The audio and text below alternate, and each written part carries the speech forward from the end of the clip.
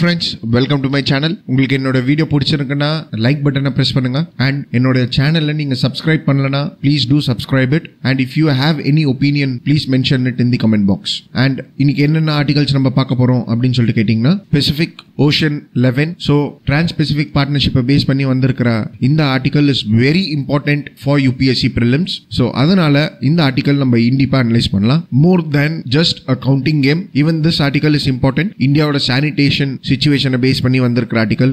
Few points can be inferred for the mains. So அதனால even we will discuss this article. The constitution conundrum. So ஸ்ரீலங்கன்ல constitutional reform போயின்னு இருக்கு. Sri Lankan issue நான் உங்களுக்கு ஏற்கனவே எடுத்திருக்கிறேன். அதோட கண்டினியூஷனா இந்த ஆர்டிகல்ல பார்த்தோம்னா இன்னும் பாயிண்ட்ஸ் ஆட் ஆகும். So we will discuss this article. The other side of an election is not important today because குஜராத்ல நடக்கிற எலெக்ஷன் கேம்பெயினை பேஸ் பண்ணி எலெக்ஷனை பேஸ் பண்ணி வந்திருக்கிற ஆர்டிகல் இது. பொலிட்டிக்கலா பேசியிருக்கிறாங்க, காங்கிரஸ் பிஜேபின்னு பேசியிருக்கிறாங்க, which is not important for UPSC. So that we will not discuss this article. And search seize on IT raids at Jayalalitha's residence. Even this article is not important to us. And if you are more interested what is happening over the present situation, then you can read this article. But from the examination point of view, this article is not important. Fine. So coming to the first article, Pacific Ocean. And friends, article போறதுக்கு முன்னாடி background பார்த்தலாம். See friends, this Trans-Pacific Partnership or Comprehensive and Progressive Agreement for Trans-Pacific Partnership is a trade agreement.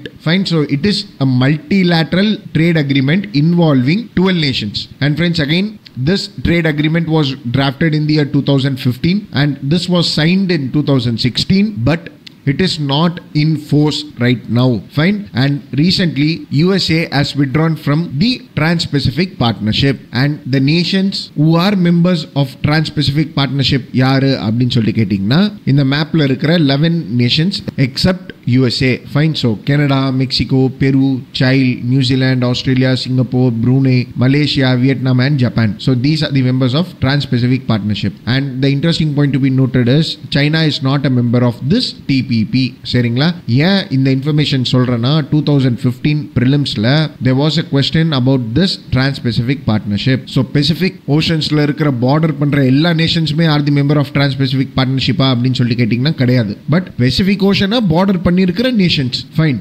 So this is the background. Now coming to the article. So first இந்த article என்ன சொல்றாங்கன்னா Donald Trump இந்த Trans-Pacific Partnershipல இருந்து நான் வெளியே வரேன் அப்படின்னு சொல்லும்போது ஒரு சீரியஸான ஒரு கொஸ்டின் ரைஸ் ஆச்சான், whether this Trans-Pacific Partnership would survive அப்படின்னு சொல்லிட்டு. ஏன் அப்படின்னு சொல்லி கேட்டிங்கன்னா USA விட்டு மற்ற நேஷன்ஸ்லாம் பார்த்தீங்கன்னா they are not majorly dominant nations except few. So Vietnam, Malaysia, Brunei, Singapore இவங்கெல்லாம் சின்ன nations. So a big player like USA coming out of this agreement raised many doubts whether this would survive. And even Japanese Prime Minister என்ன சொன்னார்னா without US this agreement is a meaningless agreement அப்படின்னு இருக்காராம். ஏன்னா இந்த 12 நேஷனோட GDP கான்ட்ரிபியூஷன்ல USA was contributing nearly about 60%. and இப்போ அவரோட decision கொடுத்து 10 மாசம் ஆச்சு. and now the other nations except US are in a scenario to revise this agreement. ஏன் அப்படின்னு சொல்லிட்டு கேட்டிங்கன்னா when the TPP was framed, this happened to be a stringent trade pact அப்படின்னாங்க. ஏன்னா it had many provisions which are related to intellectual property rights. USA intellectual property rights rules எல்லாமே இந்த TPP ல தெரிய வந்தது. and developing nationsக்கு அது வந்து ஒரு ரொம்ப stringent-ஆன laws. but இப்போ USA அங்க இல்ல, so they are revising the agreement.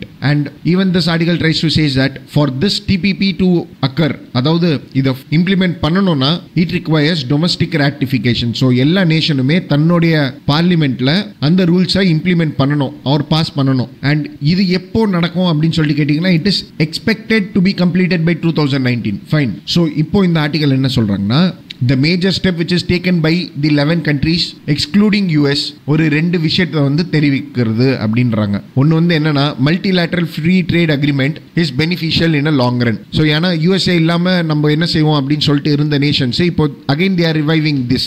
so இந்த agreement will be beneficial for the other nations in the long run. and the second thing என்ன அப்படின்னு சொல்லிட்டு கேட்டிங்கன்னா USA president mister Donald Trump எடுத்த decision வந்து ஒரு மிஸ்டேக்கான decision. So it reflects a failure. So ஒரு சிக்னிஃபிகண்ட் பெனிஃபிட்ஸ் கிடைச்சிருக்கும் இந்த ட்ரேட் பெசிபிக் பார்ட்னர்ஷிப்னால. பட் ஒரு மைனர் காஸ்ட் இதுக்காக அவர் பே பண்ண விரும்பல and he lost this agreement அப்படின்னு சொல்லிட்டு தெரிய வருது. ஏன்னா இப்போ USA is on the board or not, it is not going to affect the other 11 nations. And when USA came out of this Trans-Pacific Partnership, அவங்க என்ன ஒப்பீனியன்ல இருந்தாங்கன்னா, this Trans-Pacific Partnership if it is implemented, then the jobs of the US will go to the other nations. So job market மத்த developing nations capitalize பண்ணிப்பாங்க. அதுக்காக தான் இவங்க வெளியே வந்தாங்க. But however this could have been prevented, and even without US, other nations performing this significant step or reviving this agreement, இது என்ன காமிக்குதுன்னா அமெரிக்காவை நிறைய பேர் அண்டர்மைன் பண்றாங்க. அண்ட் ஈவன் ஒரு இன்டர்நேஷனல் சினாரியோல அவங்களுடைய ஸ்டான்ஸ் குறைஞ்சிருக்கு அப்படின்னு சொல்லிட்டு தெரியறதா இந்த ஆர்டிகல் சொல்றாங்க. ஏன்னா ஏற்கனவே பாரிஸ் கிளைமேட் சேஞ்ச் அக்கார்ட்ல இருந்து he has made his decision to pull out. and even Iran nuclear டீலை பத்தி நம்ம பார்த்திருப்போம் ஏற்கனவே. so friends, try to recall what is that Iran nuclear deal and how many nations are involved in that Iran nuclear deal. and அந்த Iran nuclear டீலுக்கு இன்னொரு பேர் இருக்கு, அந்த பேரு கமெண்ட் பாக்ஸ்ல எழுதுங்க. ஸோ இந்த மாதிரி சிச்சுவேஷன்ஸில் யூஎஸ்ஏ பிரசிடென்ட் எடுத்த decisions is undermining the present position of US அப்படின்னு இந்த ஆர்டிகல் சொல்றாங்க. பிளஸ் இப்போ பிரசன்ட் யூஎஸ் பிரசிடென்ட்டோட பாலிசிஸ் எல்லாம் எப்படி இருக்குன்னா பாப்புலிஸ்ட் நேஷனலிசமா இருக்குது. ஸோ ஃப்ரெண்ட்ஸ், பாப்புலிசம் என்ற ஒரு டேர்முக்கு வந்து நம்ம நேத்தே ஒரு எக்ஸாம்பிள் பார்த்திருப்போம், miss Indira Gandhi. So labour protection அப்படின்னு சொல்லிட்டு ஒரு பாப்புலிஸ்டிக் டேர்மை எடுத்து இஸ் பிளேயிங் பாலிடிக்ஸ் அப்படின்னு தெரிய வருது. ஏன்னா லேபர் ப்ரொடெக்ஷன் இதனால தான் டிபிபியை விட்டு இவர் வெளியே வந்தாரு. and even I will secure job for US people ன்னு சொல்றதுனால தான் he came into power. and friends, again I told you there is something which is called as post truth, and he has utilized that term very effectively. and even நீங்க இந்தியாவில் எடுத்து பாத்தீங்கன்னா the same concept could be applied. ஒரு bank அக்கவுண்ட்லயும் 15 லட்சம் ரூபாய் black money will be out of India. so even this happens to be a populist nationalism. I hope you got my point. and even this article tries to say இந்த மாதிரி decision எடுக்கிறதுனால America மேல இருக்கிற ரிலையபிலிட்டியும் குறைஞ்சிட்டே வருது. ஏன்னா old commitments America கூட நிறைய பேர் பண்ணியிருக்காங்க. that old commitments whether it will restore or whether it will follow ன்னு சொல்றது கூட ஒரு கேள்விக்குறியா தான் இருக்கு. and இப்போ சைனா ரஷ்யாலாம் எடுத்தீங்கன்னா they are second world order nation, they are socialistic nations. and இந்த மாதிரி நேஷன்ஸ்லாம் generally they tend to be against globalization, and capitalistic nationsலாம் they were promoting globalization. இப்போ capitalistic nations like USA, UK, they were promoting globalization. ஆனா இப்போ because of Mr. Trump's decision and even UK coming out of European Union, அதான் Brexit, so இந்த scenarioலாம் என்ன தெரியுதுன்னா the globalization is in a waning phase, and ironically the socialistic nations like China is promoting globalization.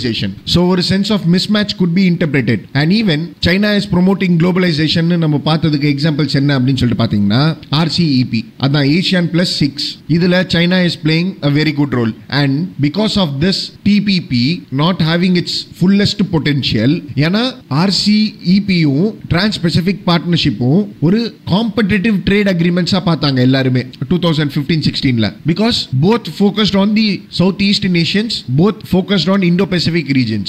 and இப்போ because of the TPP losing its relevance, China has more advantage in the Indo-Pacific region, plus they could benefit from this scenario. Fine. So India is also negotiating in the RCEP.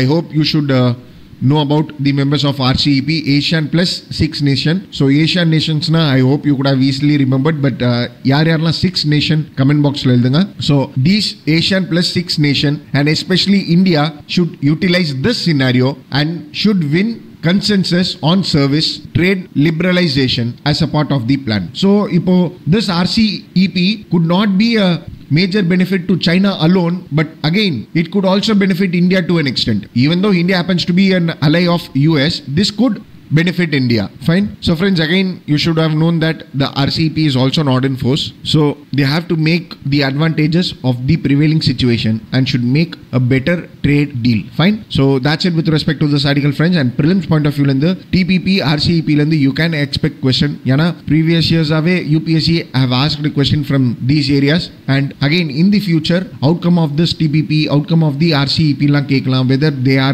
have been implemented or not appdin solli kekalam. so try to analyze in those lines and try to probe more into the background so you could have a clarity on this subject. and coming to the next article, more than just a counting game. So நேத்து world toilet day and அதோட team வந்து waste water and faecal sludge management. So இந்த article என்ன சொல்றாங்கன்னா, இந்தியாவில் there is a greater awareness about using toilets and இது எதுக்காகனா because of the programme call Swachh Bharat mission. So Swachh Bharat mission 2000 launch பண்ணியிருக்காங்க.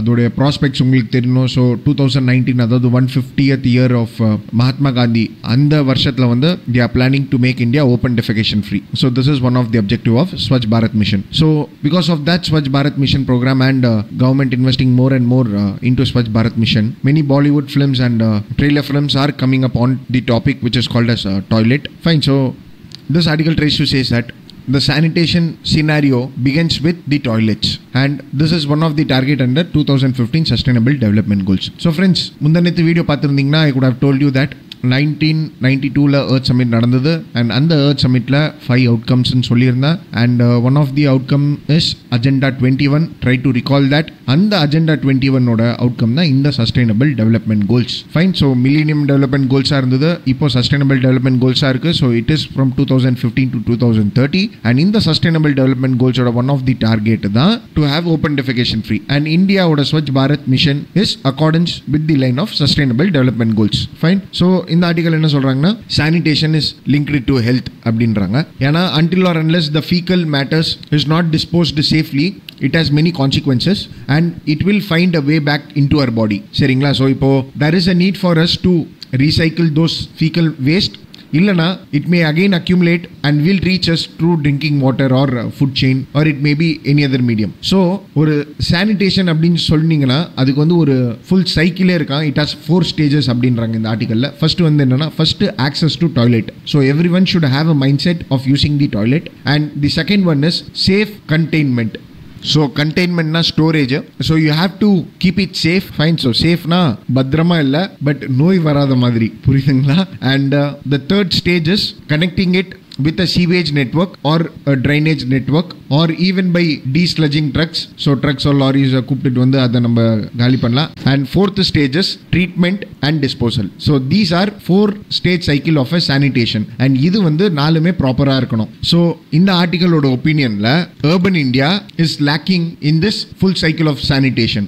And இதுக்கு வந்து மெயின் ரீசன் என்ன அப்படின்னு சொல்லிட்டு பார்த்தீங்கன்னா, இந்த சீவேஜ் ட்ரீட்மெண்ட் சிஸ்டம்ஸ் தான். ஏன்னா ஒரு ப்ராப்பரான சீவேஜ் ட்ரீட்மெண்ட் எப்படி இருக்கணும்னா அண்டர் கிரவுண்டில் இருக்கணும் அண்ட் ஃபுல்லி சீல்டு பைப்ஸில் இருக்கணும். And strong waters and rain வாட்டர்ஸ்க்காக செப்பரேட்டான ஒரு ட்ரைனேஜ் சிஸ்டம் இருக்கணும். பட் இது ரெண்டுமே மிக்ஸ் ஆகிருக்கக்கூடாது. சென்னையில் இப்போ கனமழை வரும்போது இருந்திருந்தீங்கன்னா நான் சொல்கிற சுச்சுவேஷன் உங்களுக்கு புரிஞ்சிருக்கும். But however according to this article, இந்தியாவில் வந்து 1/3 ஆஃப் தி அர்பன் ஹவுஸ் ஹோல்ட்ஸில் தான் இந்த ப்ராப்பரான சிஸ்டம் இருக்குதான், அதாவது ப்ராப்பரான டிஸ்போசல் இருக்குதான். அண்ட் இதுக்கும் என்ன ரீசன் அப்படின்னு சொல்லிட்டு கேட்டிங்கன்னா, இட் இஸ் வெரி காஸ்ட்லியா. ஸோ இப்போ இந்த சீவேஜ் டிஸ்போசல் சிஸ்டம்ஸ் இதெல்லாம் பார்த்தீங்கன்னா ரொம்ப காஸ்ட்லி அப்படின்னு இந்த ஆர்டிகல் சொல்றாங்க. ஸோ இதுக்கு ஒரு ஆல்டர்னேட்டிவ்ஸாக இருக்கணும் அப்படின்னா என்ன அப்படின்னு சொல்லிட்டு பார்த்தீங்கன்னா, ஆன்சைட் சிஸ்டம் வந்து இதுக்கு ஒரு ஆல்டர்னேட்டிவ்னு சொல்லலாம். ஸோ ஆன்சைட் சிஸ்டம்னா செப்டிக் டேங்க் கட்டுறது, பிட் லேட்ரின்ஸ் கட்டுறது, சரிங்களா? So which is prevalent in India in many households. So septic tanks are available in mostly in all the rural areas. And if the household construction and the design and the management is made properly, then they can be treated with this and even government is preferring this அப்படினு இந்த article சொல்றாங்க. ஆனா இதுலயும் நிறைய short Cummins இருக்குதான். என்ன அப்படின்னு சொல்லிட்டு பாத்தீங்கன்னா, first they are not constructed properly. ஏன்னா these are not according to the standards which are issued by the government and even the standard issued by the government is not known to the house owners and they have the contamination of groundwater. So groundwater mix ஆயிடுது அந்த tanks கூட. and desludging பண்றாங்கன்னா, அதாவது waste எல்லாம் carry பண்ணிட்டு போகும்போது this should be done by the vehicles and but not manually, சரிங்களா? But however in many states manual thing is still prevailing and once the desludging is collected it needed to be treated properly, சரிங்களா? சும்மா போய் வெளியே கொட்டிட்டுலாம் வந்துட கூடாது. அதாவது இப்போ என்ன நடக்குதுன்னா, they just take out the contamination and they just drop it in the river or lakes. So இது இருக்கக்கூடாது அப்படின்னு இந்த ஆர்டிகல் சொல்றாங்க. ஸோ இதுக்கு சொல்யூஷன் தான் என்ன அப்படின்னு சொல்லிட்டு பார்த்தீங்கன்னா, we have national urban sanitation policy in 2008, சரிங்களா? ஸோ இந்த பாலிசியில fecal sludge and management base பண்ணி சொல்லியிருந்தாங்க. and even many states like Tamil Nadu, Maharashtra and Odisha have taken steps to execute these policies. So instead of leaving it to the vehicles who tend to be a black market and using this as a business potential, states like Tamil Nadu என்ன பண்ணிருக்காங்கன்னா, they have used this facility which is called as sludge treatment plant, அதாவது கவர்மெண்டே ஒரு plant initiate பண்றாங்க and இங்க vehicles come and deposit the waste. So இந்த system நிறைய states follow பண்ணலாம் அப்படின்னு இந்த ஆர்டிகல் சொல்றாங்க. அண்ட் ஈவன் இதுக்காக citizens should also be responsible, they should also take some initiative step. சரிங்களா? So it is time for us to act now அப்படின்னு சொல்லிட்டு மோட்டிவேட்டடா இந்த ஆர்டிகலை முடிச்சிடுறாங்க. Fine. So that's it with respect to this article. Coming to the next article, the Constitution Conundrum. So first, you need to know about the Sri Lankan issue. Sri Lankan issue தெரியலனா பேக்ரவுண்டை பாருங்க. Fine. And again as a continuation one could say that அங்கே constitution reform process அங்கே போயின்னு இருந்தது and things were in the settling phases right now. ஏன்னா புது constitution சேஞ்சில் they felt that they will give a due representation to the Tamil people. But however இப்போ இருக்கிற present opposition party such as Sri Lankan Freedom Party and majority Buddhist monk people are opposing this constitutional change. So இப்போ இருக்கிற present prime minister Mr. Vikrami Singhe, he wants to change this constitution but president இதை ஒத்துக்க மாட்டேன்றாரு. and இப்போ இருக்கிற prime ministerக்கு என்ன வேணும்னா he wants to abolish the presidential system and he wants to visit or want a Westminster model. So Westminster model na ஒரு parliament model அங்க வேணும்ன்றாரு. he wants to give more power to the parliament, not to the president. So you want a devolution of powers. So in the article history பேசுறாங்க. என்ன சொல்றாங்கன்னா ஏற்கனவே 1978ல there was an attempt to change the Sri Lankan constitution and 1977ல இந்த presidential form of system Sri Lankaக்கு வந்தது. And after that, previous the president Mr. Rajapaksa, he promised to change the constitution, but ஆனா அவர் ஒரு ஸ்டெப்பும் எடுக்கல. and இவர் என்ன பண்ணிட்டு போயிருக்காருன்னா பிரசிடென்ட்டுக்கு இன்னும் அதிகமான பவர் கொடுத்துட்டு போயிருக்காரு. ஸோ இப்போ என்ன நடக்குதுன்னா majority Buddhist monk people, Sinhalese people, so நான் எம்சிக்யூல கேட்டிருப்பேன் Sinhalese, they are from Sri Lanka, and Mr. Rajapaksa who is an opposition party over there. So இவங்க எல்லாம் are opposing the constitutional reform. So இதுல இருந்து ஒரு ரெண்டு விஷயம் தெரிய வருது. ஒன்னு வந்து என்னன்னா they don't want to give power to the Tamil people or the Muslim minorities who are living in Tamil Eelam region. So Jaffna province sollirpa. So Tamil Eelam region la they don't want to devolve the powers. And second, bringing or abolishing the presidential system, although bringing a change in the constitutional or abolishing the presidential system would weaken the Sri Lankan state and it would undermine the position of the Sinhalese people to an extent. So even the prime minister who wants to change in the constitution aware of all these, and you also know the political drama over there. And even the present prime minister wants to avoid this political drama. Yana, what he wants is a constitutional reform because he wants to restore a trust for the ethnic minority like Tamil people and the Muslim people who are living over there. Ana, political actions is hurting him a lot and stopping him. So இப்போ அப்போசிஷன்லாம் என்ன பண்ண ஆரம்பிச்சிட்டாங்கன்னா they have taken a different step. So இப்போ பார்லிமெண்ட்ல constitution reform அப்போஸ் பண்ண ஆரம்பிச்சாங்க. இப்போ அவங்க என்ன பண்றாங்கன்னா they are giving the statements publicly and public opinion கேட்க ஆரம்பிச்சிட்டாங்க. And of course Sinhalese are the majority people in Sri Lanka. So இதனால இப்போ பிரசன்ட் கவர்மெண்ட் இருக்கு தெரியுமா, அவங்களுக்குள்ளேயே ஒரு ப்ராப்ளம் வந்துருச்சு. ஏன்னா இப்போ இருக்கிற பிரசன்ட் கவர்மெண்ட் வந்து ஒரு coalition form of government. So based on their ideologies இவங்களே சண்டை போட்டுக்கிறாங்களே, அவங்க ஐடியாலஜிஸ் நம்மளை விட இன்னும் ஸ்ட்ராங்கா இருக்கு. They are focusing on the electoral reforms. ஆனால் நம்ம வந்து new constitution and abolition of the presidential system நம்ம கேட்கிறோம். So the sort of things is stopping the prime minister over there. So even corruption scandal, ஒரு political unstable government and not able to implement his decision in the constitution. Even though he has constituted a constituent assembly, people are not willing to participate and the next election in consideration. So in the mari factors la is not allowing the present prime minister to take a bold step. So in the mari situation irundadna it is not good for the Sri Lankan democracy and this is not a sense of political stability அப்படினு சொல்லிட்டு ஆர்டிகலை முடிச்சிடுறாங்க. Fine.